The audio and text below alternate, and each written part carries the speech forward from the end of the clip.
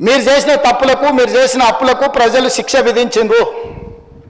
దాన్ని వదిలేసి ప్రజలే తప్పు చేసినట్టు, ప్రజలే క్షమాపణ చెప్పాలన్నట్టు, ప్రజల్నే ఉరిదీయాలన్నట్టు, ప్రజల్నే శిక్షించాలన్నట్టుగా వాళ్ళ మాటలు చూడండి అధ్యక్ష. ప్రజలు వాళ్ళు ప్రజలు మోసం చేసింది మాట్లాడతలేరు అధ్యక్ష. ప్రజలను తిట్టేది ఏంది అధ్యక్ష? ప్రజలు విఘ్నులు. ఎప్పుడు ఎవరికి ఏ రకంగా చెప్పాలనో ఇండికేట్ చేయాలనో ఇండికేట్ చేస్తారు అధ్యక్ష. భూకంపం కూడా ఒకటేసారి అది అధ్యక్ష. ఫస్ట్ కొంచెం కదిలి మళ్ళీ కొంచెం ఆగి కొంచెం కదిలి తర్వాత భూకంపం అధ్యక్ష. తుఫాన్ ముందలు కూడా ఒక ప్రశాంతత కనిపిస్తుంది అధ్యక్ష.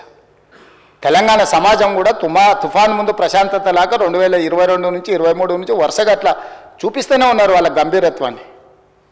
ఇప్పటికైనా జరిగిన పరిణామాలు అంచనా వేసుకొని పరిశీలించుకొని వచ్చి కూర్చొని ఒక బాధ్యత కలిగిన ప్రతిపక్షంగా ఇక్కడ ఉండి మంచిని మంచి చెడును చెడు మీ అనుభవాన్ని ఉపయోగించి విశ్లేషించి విడమర్చి మాట్లాడితే ప్రజలు ఆమోదించేటోళ్ళు అధ్యక్ష. మాటకు ముందు స్టేచర్, మాటకు వెనకాల స్టేచర్ అంటారు అధ్యక్ష.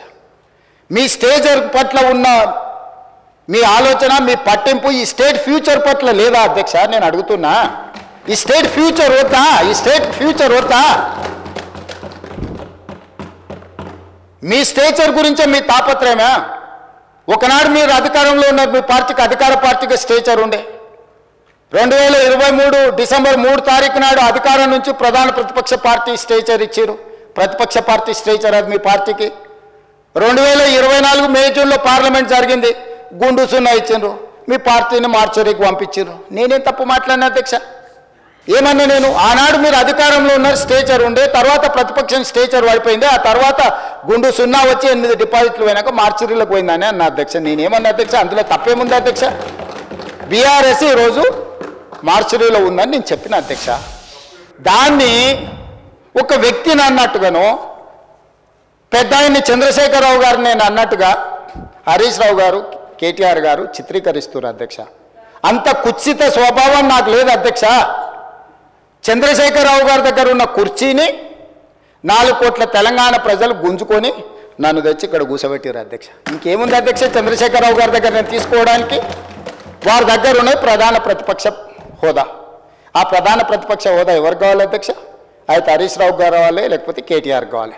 అయితే గీతే ఏదైనా కోరుకుంటే జరగరాంది ఏదైనా జరిగితే వాళ్ళిద్దరు ఆ కుర్చీ కోసం పోటీ పడతారు. కానీ నేను ఇక్కడి నుంచి అక్కడికి పోను కదా అధ్యక్ష. నేనెందుకు కోరుకుంటా అధ్యక్ష? ఇది సింపుల్ లాజిక్ కదా అధ్యక్ష. నాకెందుకు ఆపాదిస్తున్నారు అధ్యక్ష అట్లాంటి తప్పుడు మాటలు అన్నిటినీ? నేను అట్లా కోరుకుంటలేను అధ్యక్ష. 100 సంవత్సరాలు ఆయురారోగ్యాలతో చంద్రశేఖరరావు గారు ఉండాలి, వారు ఆ ప్రతిపక్షంలో అట్లనే ఉండాలి, నేను ఇక్కడనే ఉండాలి, వారు సూచనలు చేస్తూనే ఉండాలి, నేను మంచి పరిపాలన అందిస్తూనే ఉండాలి, మా ఆర్థిక మంత్రి గారు మాకు నిధులు అందిస్తూనే ఉండాలి అధ్యక్ష. ఇది మా ఆలోచన అధ్యక్ష, ఇది మా భవిష్యత్ కార్యాచరణ. నేనెందుకు కోరుకుంటా అధ్యక్ష? నాకెందుకు? వాళ్ళు సరిపోను అన్నట్టు మళ్ళీ నేను కావాలా? వాళ్ళ ఇంట్లోనే పోటీలు పడతారు నలుగురు, ఎవరు అందులోకి రావాలను.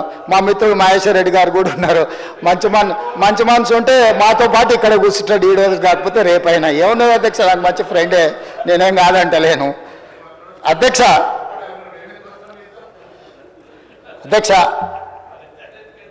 10 సంవత్సరాల వాళ్ళ పరిపాలనలో ఈ తెలంగాణ రైతాంగానికి జరిగిన సంక్షేమం కానీ, అభివృద్ధి కానీ, చేసిన రుణమాఫీ కానీ